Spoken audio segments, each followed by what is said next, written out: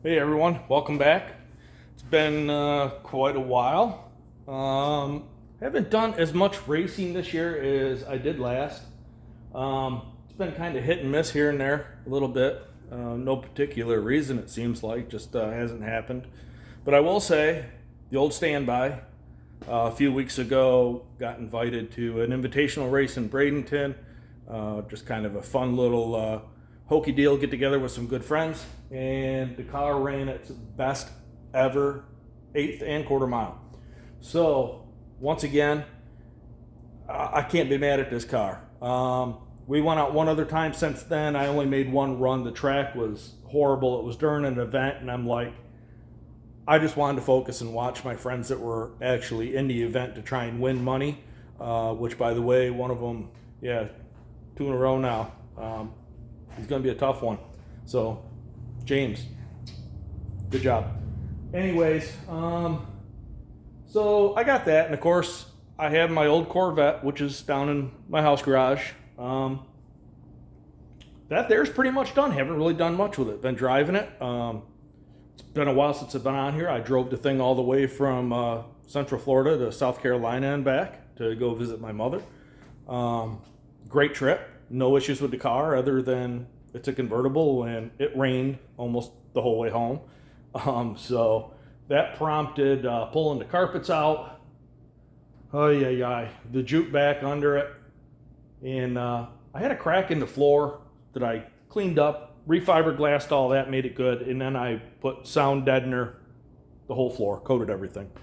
And then let the carpet dry out, put the carpet back in it. So all good, a little quieter, a little less heat in the cabin, helped the AC work a little better, good all the way around. Other than that, I've just been kind of enjoying that here and there on a nice night. And so then, I don't know, I get bored easily. Summer's coming, not going to be racing, it's too hot, it's going to rain every day. So then I just, don't go on Marketplace, people.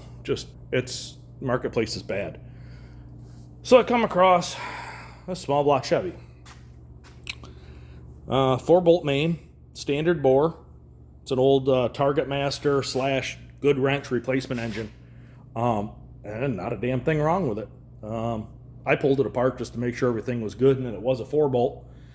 Pulled one main cap, one rod cap. Bearings look good. No issues at all.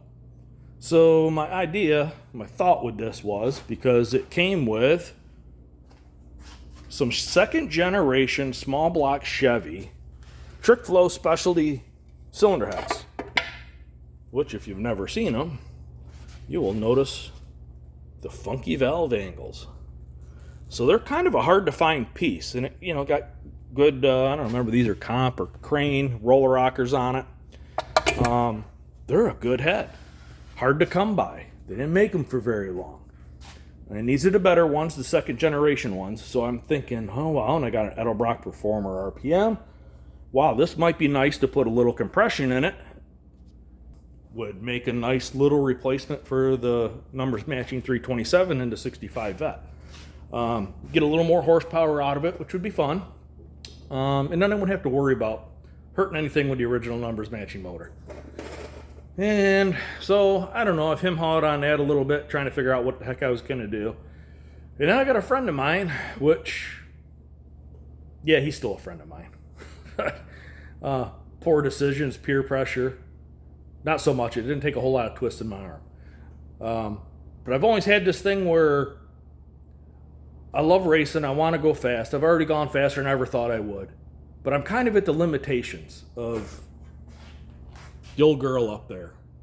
So what you see here on the table is a 200-inch wheelbase rear engine dragster. And I don't know what year the chassis is yet. I have no clue. It took me a little bit of time to find out that it was a Woody Gilmore chassis. Now, of course, by that time, it's already changed. It's not necessarily Woody Gilmore anymore. It's Race Car Engineering. And the only identifier I found on it so far, without flipping it upside down, is, if that'll focus on that, is old school Seaman number, which was, there it is, Unusual. So it says SEMA, and then on top, it's got the number 11, which leads it back to Woody Gilmore. And if you know anything about old school drag racing, Woody Gilmore arguably did the first rear engine dragster ever. Don Garlitz figured out how to make it work and drive and not kill somebody, but Woody made the first one. So, not sure what this car was set up for, if it was like a comp car, or I have no idea. I mean, it's built well, and it's got the little winglets here that the body panels go on to deflect in front of the tires. So I'm not sure if it was an old top dragster or something of the such, but I don't find anything spooky or scary on the car. So I'm going to try and save this thing. And tonight I come out and I was going to sand the frame, and I'm like, I don't want to remove any material. So we're doing some paint stripper action tonight on it. So the main goal is to get this thing all stripped down to bare steel, go over everything. It does need the update on helmet bars, which there will be a 1-inch piece of tube that runs through here, intersects around the back, and goes around. Just so, whatever. Safety. And I've been trying to sell this. Nobody wants it. Why, I don't know. It's unusual. It gets tons of attention. It's completely street legal. No idea. Nobody wants to cough nothing up. I don't think anybody has any money. So I'm like, well, instead of starting over, listen, I got a perfectly reliable setup here. So I think I'm taking the 5.3, the big T6 turbo, fuel system, electronics, fire suppression, and whatever else I can nab off of this, transfer it to this, and the thing kind of I really got to do, and I'll end up selling the rest as a rolling chassis. So I almost think it would go better as a rolling chassis than a complete car at this point. And why spend money twice if I got all the stuff? Now this car weighs, with me in it, 27 and a little change probably. This thing here is probably going to be lucky to weigh 1,700. So I'm losing 1,000 pounds right off the rip. This thing's incredibly light. So there's my recipe for going fast. Is it a street car? Is it going to get as much attention as kind of this thing did? No, probably not. But at the end of the day, I just want to haul ass. That's the name of the game, right? And this thing was a super bargain for what I got it for. So it's going to work good. And now it was a complete roller. And as you can see, I got parts and pieces everywhere. And the only bad thing I have found on this car was, I'm assuming I had a pinhole somewhere in one of the A-arms. And it sat and got water in it. And these are, of course, the aerodynamic tubing. So I am going to have to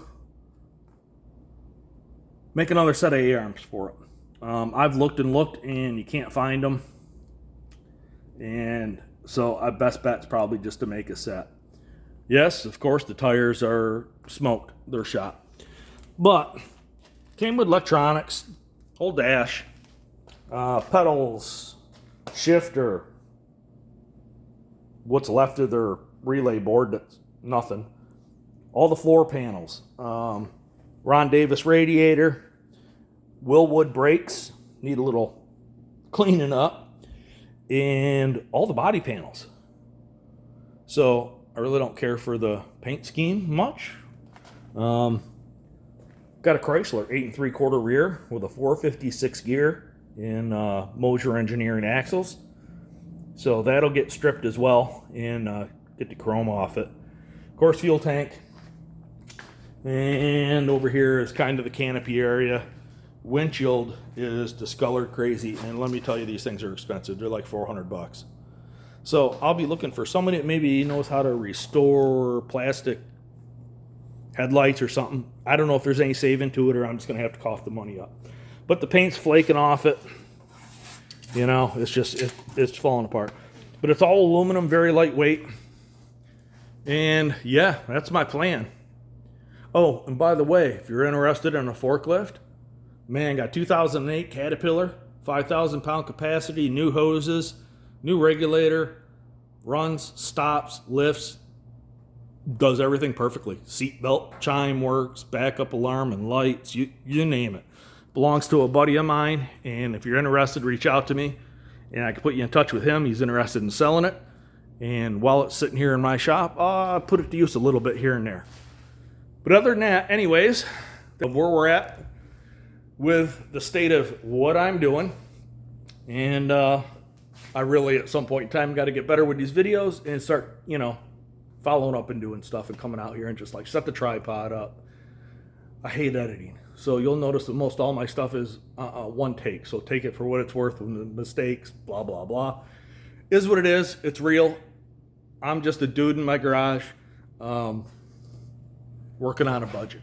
Want to go fast. So, alrighty, with that, I'll continue doing the strip around the chassis, and we'll pick this back up at another date. Shouldn't be too long.